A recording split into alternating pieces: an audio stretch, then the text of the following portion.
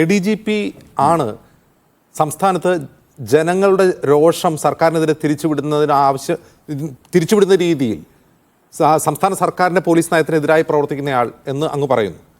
എന്തുകൊണ്ടാണ് അങ്ങനെ പറയുന്നത്? ഈ തൃശ്ശൂർ പൂരം കുളമാക്കിയത് അജിത് കുമാറിന്റെ നിർദ്ദേശപ്രകാരമാണെന്ന് അങ്ങ് ഉന്നയിക്കുന്ന ആരോപണം എന്തുകൊണ്ടാണ്?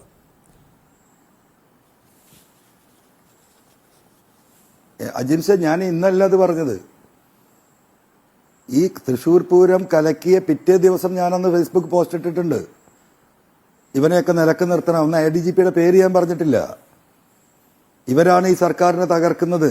BJPക്ക് ഒരു സീറ്റ് ഉണ്ടാക്കി കൊടുക്കാനുള്ള വളരെ ഗൂഢമായ ആലോചനയുടെ ഭാഗമാണ് ഈ പറയുന്ന തൃശ്ശൂർ പൂരത്തിൽ ജനങ്ങളെ എതിരാക്കാനുള്ള നടപടി അസിസ്റ്റന്റ് പോലീസ് കമ്മീഷണർ സ്വീകരിച്ചത്.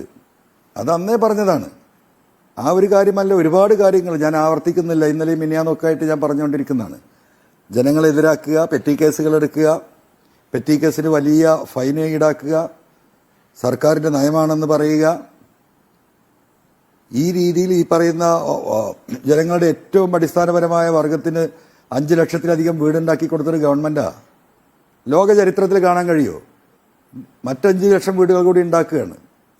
ആ പച്ച സാധുക്കൾക്ക് ഒരു 400 സ്ക്വയർ ഫീറ്റ് വീട്ടിലേക്ക് മണ്ണിടാൻ അനുവദിക്കാത്തവരാണ് ഈ പറയുന്ന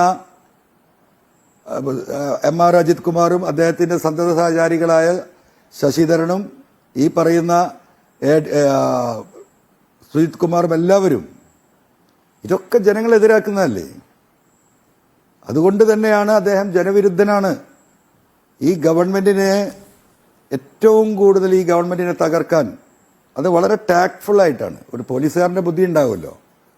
സർക്കാരിനെ സഹായിക്കാനാണെന്ന വ്യാജേന സർക്കാരിനെ എല്ലാ നിലക്കും ജനങ്ങൾ സർക്കാരിനെതിരാകാനുള്ള കാര്യങ്ങൾ റിസർച്ച് നടത്തി അതിൽ ഡോക്ടറേറ്റ് എടുത്ത് തിരുവനന്തപുരത്തിരുന്നുകൊണ്ട് പോലീസിന്റെ ഒരു ലോബിയെ, ഞാൻ പോലീസിനെ അടച്ചാക്ഷേപിക്കുന്നില്ല. അന്ന് പോലീസ് അസോസിയേഷൻ സമ്മേളനത്തിൽ ഞാൻ ശശിധരൻ എന്ന് പറയുന്ന SP-യെ നേർക്കുനേരെ പറഞ്ഞപ്പോൾ അദ്ദേഹത്തെ നേരിട്ട് ആക്രമിച്ചു എന്നാണ് നിങ്ങളിൽ പലരും റിപ്പോർട്ട് ചെയ്തത്. പിന്നെ ഞാൻ അടച്ചാക്ഷേപിക്കണം?